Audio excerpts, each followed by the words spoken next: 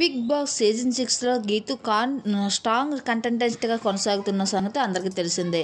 Big Boss house లో entry ఇచ్చిన first రోజు నుంచి తన స్టేటస్ తో అందరినీ ముప్పుతిప్పలు మూడు చెరువుల నీళ్లు తాగిస్తుంది.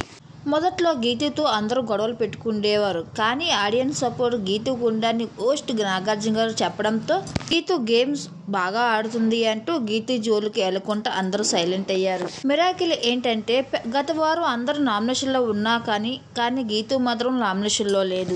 గీతుపై చాలా పాయింట్లు ఉన్నప్పటికీ ఎవరూ నామినేషన్ చేయడం లేదు. నామినేషన్ చేసినా వేస్ట్, ఎలాగో ఎలిమినేట్ అవ్వదు అని చెప్పి అందరు ఫిక్స్ అయిపోయారు. గీతుకి దీంతో కాన్ఫిడెన్స్ పెరిగిపోయింది. అదే ఓవర్ కాన్ఫిడెన్స్ కూడా అందరూ అంటున్నారు. అయితే అర్జున్ కళ్యాణ్ ఎలిమినేట్ అయిపోయిన తర్వాత గీతు నేను టాప్ 2లో ఉంటాను అంటూ తన గురించి ఎక్కువగా చెప్పుకుంది. అలాగే ఆదిరెడ్డి టాప్ 5లో ఉండలేరు అంటూ తన గురించి రివీల్ ఇచ్చింది. ఆదిత్య ఎలిమినేట్ అయిపోవాలని చెప్తుంది. కానీ ఆదిత్య మాత్రం గీతుకి సపోర్ట్ గా ఉంటాడు.